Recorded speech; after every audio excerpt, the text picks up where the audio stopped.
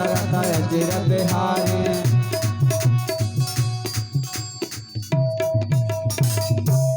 परम श्रद्धेय आदिशक्ति जगत जननी जगदम्बा परम भगवती शेरावाली नंद नंदन यशोदानंदन आनंद कंद जगवंदे वृंदावन बिहारी लाल बाल कृष्ण आवाहित तो समस्त देवी देवता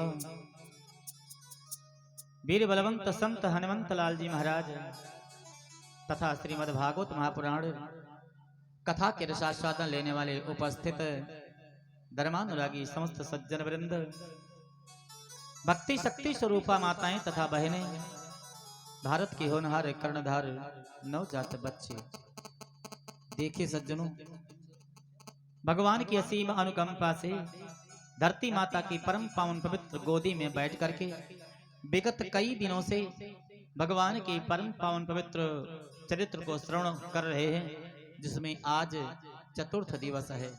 आइए, कल तक आप लोगों ने सुना मनुष्य रूपा के 3 पुत्री और 1 पुत्र उत्तानपाद महाराज के चरित्र को।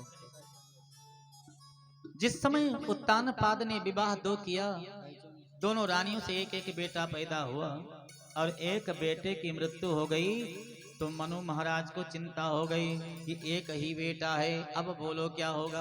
हा?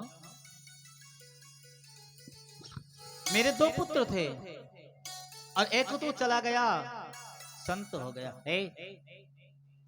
कोई माता अपने बेटे को ये नहीं चाहती कि मेरा बेटा साधु हो जाए। कोई चाहती है? नहीं चाहती है। सब यही चाहती हैं मेरा बेटा डीएम हो जाए, एसडीएम हो जाए, प्रधान हो जाए, प्रधानमंत्री हो जाए, मुख्यमंत्री हो जाए, अरे कुछ भी ना हो, लेकिन मेरा बेटा साधु ना हो। साधु कोई अपने बेटे को नहीं चाहती है माताएं, लेकिन यदि बेटा साधु हो गया तो 7 पीढ़ी पहले की और 7 पीढ़ी बाद की और एक वो, ये 15 पीढ़ी को तारता है वो बेटा जिसके यहाँ साधु हो जाता है। मानस बता रहा है कि पुत्रवती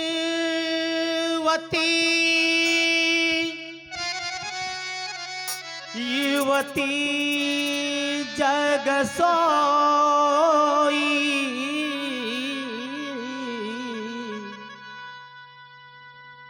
रघुबर भक्त जासु सुत होई।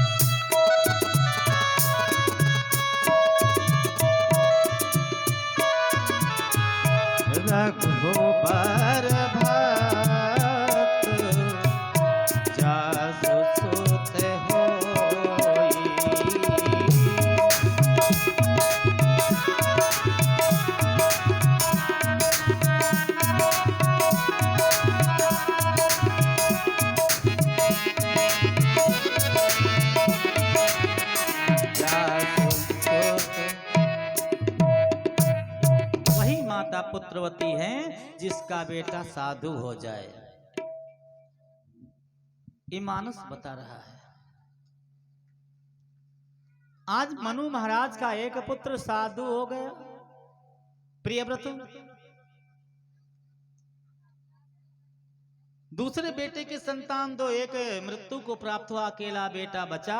तो महाराज मनु ने क्या विचार किया, वो बड़ा वाला बेटा, वो भी बेटा मेरा मिल जाता, उसका विवाह कर देते, उसके भी संतान हो जाती। ब्रह्मा के पास पहुंचे, अरे पिताजी प्रणाम, आशीर्वाद बोलो। क्या बात है पिताजी, मेरा बेटा प्रियव्रत गायब हो गया है। भाई मोबाइल निकाल दीजिए। मेरा बेटा गायब हो गया है और कोई हमें मालूम नहीं स्थान कहां है, खोज करना चाहिए। अब तो ब्रह्मा बाबा मनु महाराज को साथ लेकर के निकल पड़े प्रियव्रत को खोजने के लिए। आप लोग कल तक श्रीमद् भागवत महापुराण के चतुर्थ स्कंद का चरित्र सुना। आज 5वीं स्कंद में प्रवेश किए हैं, जिसमें 26 अध्याय है। उस 26 अध्याय के पहले अध्याय का आप लोग चरित्र श्रवण कर रहे हैं। ब्रह्मा बाबा के साथ में महाराज मनु यहां से चल देते हैं और जाते जाते देखा पर्वत की कंदरा में नारद जी के साथ प्रियव्रत श्रीमन नारायण नारायण नारायण नारायण नारायण का जाप कर रहे थे। दूर से अपने पिता को नारद जी ने देखा दूर से आते हुए मनु महाराज को, और साथ में ब्रह्मा जी भी हैं पिताजी। एक बार नारद जी ने अपने मन में विचार किया, आज मेरे पिता मनु महाराज को साथ लेकर के आ रहे हैं, आखिर क्यों, इसका कारण क्या है। इधर ब्रह्मा जी अपने मन में विचार करते हैं कि मैं इनके पास जाकर के इनका एक शिष्य वापस लाने के लिए जा रहा हूं, कहीं मेरे बेटे के मन में कोई भेद ना हो जाए। ये पिता पुत्र दोनों सोच रहे हैं। और जब पहुंचे ब्रह्मा जी नारद जी के पास, नारद जी ने प्रणाम किया। महाराज प्रणाम, आशीर्वाद। बोली किस लिए आए हो? और कोई बात विशेष नहीं है, बात केवल एक है महाराज कि ये मनु का बेटा प्रियव्रत है और ये अपने बेटे को वापस घर ले जाना चाहते हैं। ले जाइए। बड़े प्रेम से नारद जी ने प्रियव्रत को वापस कर दिया। प्रियव्रत ब्रह्मा जी के पास पहुंचे और ब्रह्मा जी को प्रणाम किए, अपने पिता मनु को प्रणाम किए। फिर मनु महाराज अपने बेटे प्रियव्रत को वापस अपने स्थान पर ले आए। वेद विधि के अनुसार ब्रह्मा मनु महाराज ने अपने बेटे प्रियव्रत का विवाह किया। एक दिन प्रियव्रत महाराज, एक समय की बात है, तपस्सिद्धि करके देवताओं से एक दिव्य रथ को प्राप्त कर लिया और उस दिव्य रथ पर बैठ करके महाराज प्रियव्रत चलने लगे। क्यों? मन में सोचे ये सूर्य आधे समय में रात्रि करता है और आधे समय में प्रकाश, यानी आधे समय में अंधियारा करता है और आधे समय में प्रकाश करता है। तो अब मैं अंधियारा होने ही नहीं दूंगा। ऐसा विचार करके सज्जनों प्रियव्रत महाराज उस देवताओं के द्वारा प्राप्त दिव्य रथ पर बैठ करके चल दिए। अब चल पृथ्वी पर भ्रमण करने लगे। ये रुकने का नाम नहीं लेते तो महाराज रात्रि नहीं होती है। जब रात्रि ना हुई तो देवता सारे घबराए, अब क्या होगा। ये प्रियव्रत महाराज रात्रि नहीं होने देंगे। गुरु बाबा के पास गए, गुरु जी से विनती किए, चरणों में गुरुवर के प्रणाम करता हूँ, स्वीकार कीजिए दास की वंदना। स्वीकार कीजिए दास की वंदना। सब देवता मिलकर के गुरु बृहस्पति के पास जाते हैं और हाथ जोड़ करके विनती करते हैं, गुरुदेव चरणों में गुरुवर के प्रणाम करता हूँ, चरणों में गुरुवर के प्रणाम करता हूँ, स्वीकार कीजिए दास की वंदना।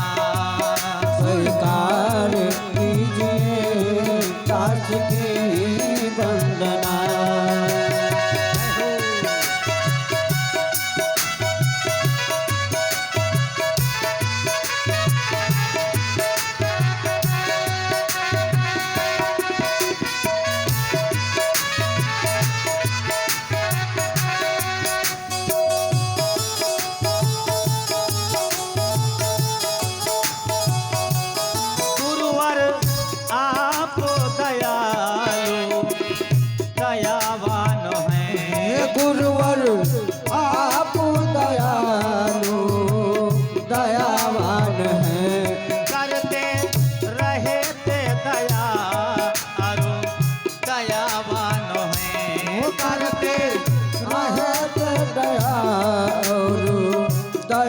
पावन है। भूल क्षमा कर देते हैं और अपनी शरण में लेते हैं। भूल क्षमा कर देते हैं और अपनी शरण ले लेते हैं। स्वीकार कीजिए दास की वंदना। स्वीकार कीजिए दास की वंदना। चरणों में गुरुवर के प्रणाम करता हूँ। ये चरणों में गुरुवर के प्रणाम करता हूँ।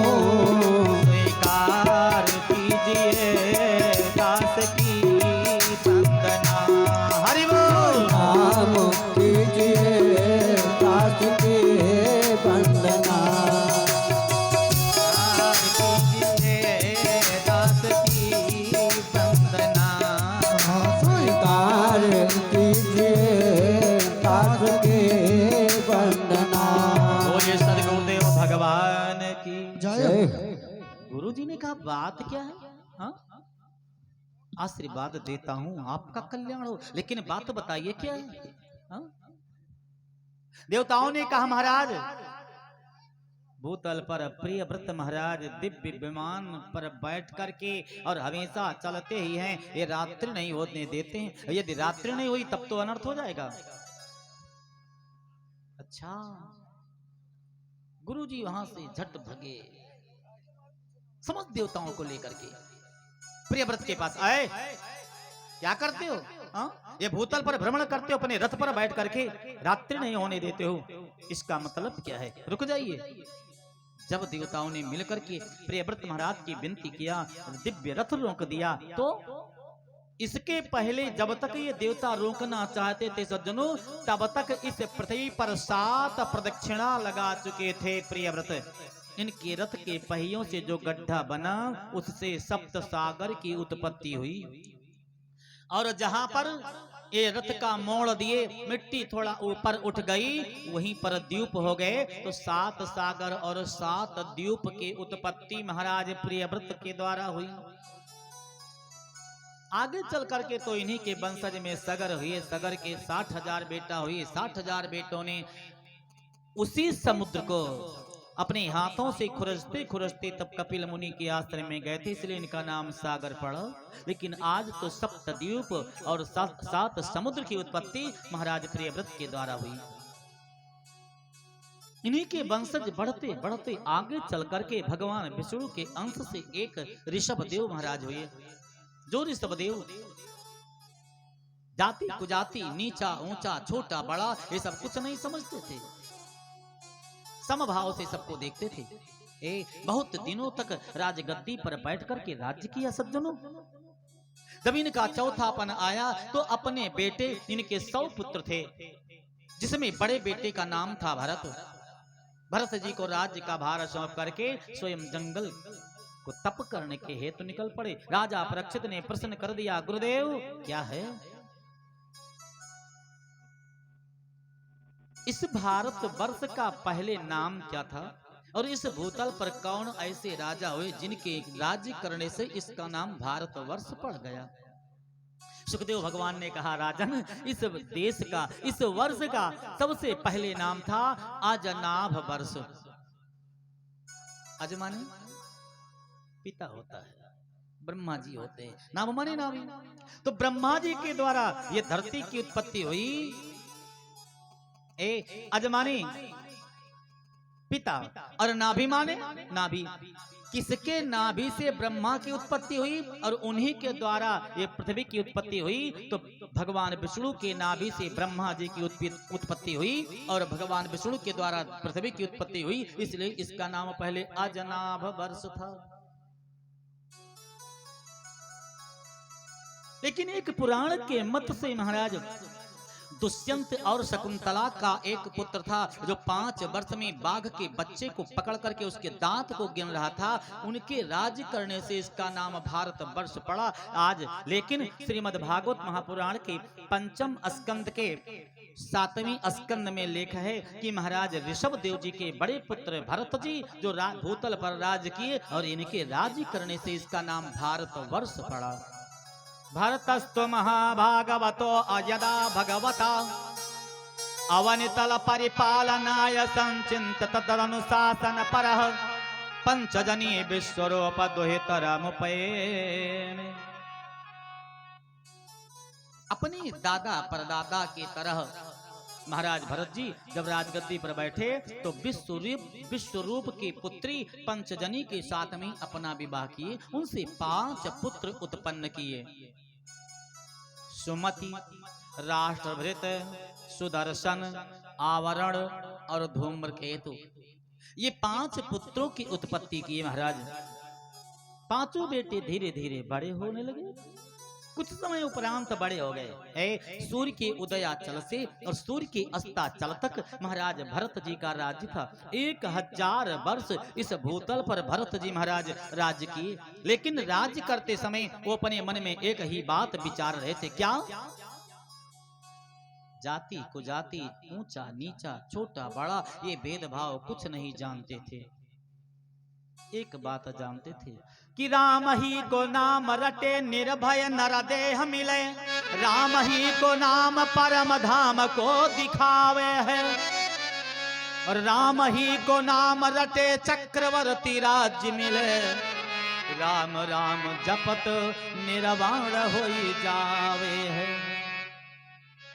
राम के नाम जपने से सब कुछ मिलता है, ये भरत जी जानते थे। इसलिए समभाव से अपनी प्रजा का पालन करते थे। एक दिन की बात है, इनके पिता के जमाने के मंत्री एक सरोवर में स्नान करने गए थे और वहां से स्नान करके जब चलने लगे तो एक बड़ा सुंदर पुष्प इनको मिल गया। ओहो, ये तो बड़ा सुंदर पुष्प है, चले हम अपने महाराज को देते हैं। समझे थे कि महाराज पाएंगे इस पुष्प को तो बड़े प्रसन्न हो जाएंगे, लेकिन विलोम हुआ, इसका उल्टा हुआ। हुआ क्या? जब उस पुष्प को महाराज भरत जी पाए, महामंत्री, हाँ महाराज एक बात बताइए, क्या ये पुष्प आपको कहां से मिला? बोले महाराज बहती हुई नदी से। ठीक है, ये पुष्प के वृक्ष का पता लगाइए। महाराज नदी में मिला है। बोले नाविक की व्यवस्था कर दी जाएगी, लेकिन वृक्ष का पता लगाइए। नाविक की व्यवस्था हुई। दूसरे दिन उस नाव में बैठ कर के वो महामंत्री पुष्प के वृक्ष को खोजने के लिए निकल पड़े। सज्जनों, जाते जाते बहुत दिन बीत गया, ना तो फूल मिला दूसरा और ना वृक्ष मिला। पर्वत की कंदरा से होकर के ये नदी निकली थी। जब पर्वत के कंदरा के उस पार गए तो दोबारा इनको एक पुष्प मिल गया, वृक्ष नहीं मिला। सोची कब मिलेगा वृक्ष। कुछ दूर ही चले थे कि देखा यकायक क्या, एक नदी के तट पर विशाल पीपल का वृक्ष था। ध्यान देना, पुष्प का वृक्ष इनको मिल गया। एक नदी के तट पर विशाल पीपल का वृक्ष था। सज्जनों, उस पीपल वृक्ष की एक टहनी नदी में आई थी। उसी टहनी में महाराज एक संत अपने पांव में जंजीर बांधे, सिर नीचे किए, पैर ऊपर किए, उलटे टंगे थे। शरीर में प्राण नहीं था, शरीर निर्जीव था। उस निर्जीव शरीर के नाक से जो रक्त गिरता था उसी से पुष्प बन जाता था। नदी के तट पर देखा 25 संत और मृत्यु को प्राप्त हुई, उनकी भी शरीर सूख गई थी। लौट करके आए, महाराज भरत जी से बताए वो पूरा दृश्य। तो कहा, मंत्री जी, हाँ जानते हो वो संत कौन है? नहीं महाराज, वो मैं हूं। इतनी कड़ी तपस्या करने के बाद में तभी राज्य का पद मिलता है। और पद 2 भाई है, जानते हैं? पद में भी 2 अक्षर है और उसके जो दूसरा उसका भाई है उसमें भी 2 अक्षर है। उसका नाम क्या है? मद। पद और मद। तो हम तो यही कहते हैं, प्रभु अपने भक्तों को पद दीजिए लेकिन कभी मद नहीं दीजिए। बोली भक्तों भगवान की। तो तप करने से राज्य और राज्य करने से नर्क होता है, कहीं त्रुटि हुई तो। हाँ? इसलिए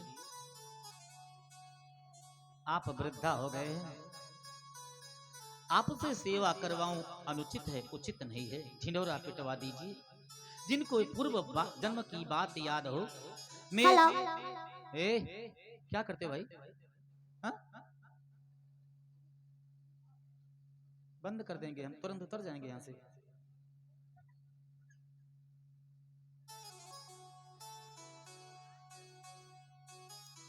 बोली शंकर भगवान की, राधा माधव भगवान की जय हो।